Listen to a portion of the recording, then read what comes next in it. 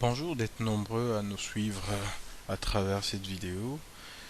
Nous voulons juste vous montrer ce que nous croyons être une incohérence quant à l'intégrité du système informatique de la CENI.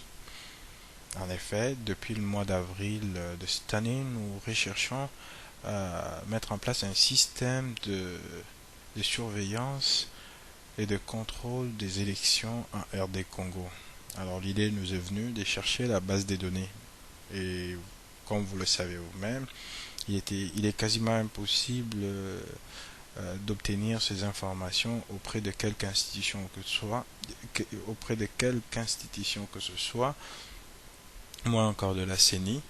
Et ce qui était difficile pour nous de pouvoir commencer notre démarche. Mais nous avons eu l'idée de procéder de façon un tout petit peu différente et nous avons pris une démarche beaucoup plus technique. Nous avons vérifié à travers tous les sites de la CENI s'il n'y avait pas moyen d'exploiter une possibilité, une faille, etc. pour pouvoir récolter des informations que l'on recherchait. Mais ce n'était pas très compliqué parce que la technologie utilisée, PHP et MySQL, euh, leur technologie utilisée est bien connue et puis les formulaires qui donnaient les résultats n'étaient pas de formulaires bien protégés et si bien que ça nous a permis d'interroger les serveurs de la CENI en boucle et d'obtenir les informations recherchées. Nous l'avons fait et nous avons obtenu de façon légale la base des données la base de données des sites de vote ou des sites d'enrôlement à l'époque. Donc c'est très simple, c'est ce que je vais vous montrer tout à l'heure. C'est cette base de données que nous avons obtenue. Cette base de données, qu'est-ce qu'elle nous dit? Cette base de données nous dit que dans telle province, dont le numéro est 90, dans la province de Kasaï occidental, dont le numéro est celui-là, nous avions telle commune, telle commune, par exemple, la commune dans le territoire de Chikapaville, nous avons la commune de Mbumba, et cette commune a 8 centres, avait 8 centres d'inscription. Les 8 centres d'inscription sont donc là. Pour vous convaincre, le code source est non modifié depuis que nous l'avons capturé. Donc ça c'est le code source tel que fourni par l'engin de recherche de la CENI à l'époque. Au mois de novembre, nous avons remarqué que la CENI avait mis en place un engin de recherche pour retrouver les sites dans une commune. Alors nous avions essayé de comparer certaines données avec les données que nous avions acquises au mois d'avril. En comparant les données acquises au mois d'avril et confirmées au mois de juin, nous nous sommes rendus compte qu'il y avait pas mal de différences. Alors nous nous sommes posé la question, pourquoi autant de différences? Mais nous nous sommes dit, mais pourquoi ne pas aller chercher la nouvelle base de données? Malheureusement, cette fois-ci, la technologie avait changé. Ils ont migré vers une technologie ASPX de Microsoft, etc. sur la plateforme .NET. Mais ça, ce sont des détails techniques.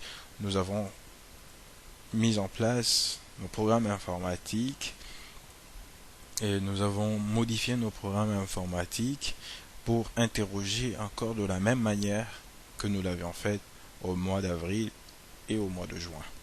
Alors cette fois-ci, nous avons interrogé la base de données de circonscription et communes avec leur site de vote associé. Et voilà ce que ça nous a donné. Ça nous a donné 1244 communes. Alors quand on compare 1271, c'est-à-dire 1271 à 1244, on se dit mais il n'y a pas trop de différence. C'est possible. Peut-être qu'il y a eu de communes fusionnées, peut-être qu'il y a eu des réorganisations territoriales. j'en passe. Mais là, les plus importants, car la différence est quand même quand même négligeable. Mais là où le bas blesse, c'est quand on compare, maintenant on pose la question au système, dites-nous, combien de communes n'avaient pas de centre d'enrôlement et qui ont aujourd'hui des sites de vote? On lui dit, dites-nous quelles sont ces communes qui n'avaient pas de centre d'enrôlement où les gens ne s'étaient pas enrôlés, mais qui ont actuellement des sites de vote, c'est-à-dire plusieurs bureaux de vote. Quand on interroge, voilà ce que l'on trouve. On trouve 732 communes. 732 communes qui n'avaient pas de centre d'enrôlement, c'est-à-dire il n'y avait pas d'électeurs qui sont allés s'inscrire là-bas, mais lesquelles communes aujourd'hui donc ont plus d'un site ou plus d'un centre de vote. Alors on se demande d'où viennent ces électeurs. Je vous donne un exemple. Prenons l'exemple la ligne numéro 1 à l'équateur, dans le territoire de Bumba, dans la commune de Bandayama. Prenons par exemple le résultat. Vous voyez, il n'y avait pas de centre d'inscription, donc numéro de centre d'inscription 0. Le code source est là. Donc nous n'avons rien touché. Le code source est encore là. Mais en allant plus loin, nous disons maintenant, la partie droite, ce quoi maintenant vous voyez donc, la commune là n'avait pas de centre d'enrôlement.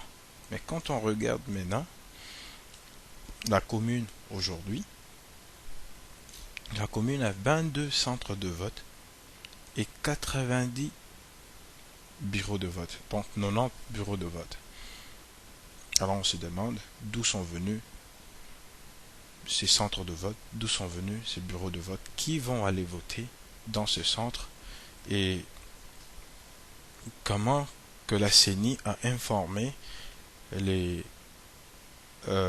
votants que ces bureaux, ces communes-là qui n'avaient pas de centre d'enrôlement auront désormais des centres de vote et des bureaux de vote. Nous voulons que la CENI nous éclaircisse à la veille des élections en R2 Congo. Nous voulons que la CENI nous donne de précisions parce que le chiffre est très important. 732 communes qui n'avaient pas de centre d'enrôlement ont aujourd'hui plus d'un centre de vote. Alors on se pose la question, d'où sont venus les électeurs de ces communes?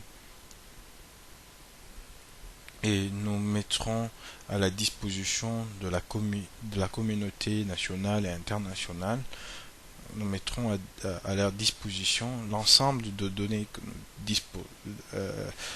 l'ensemble de données dont on dispose pour qu'ils apprécient également et qu'ils jugent par eux-mêmes la qualité et l'intégrité, la précision du système informatique de la CENI.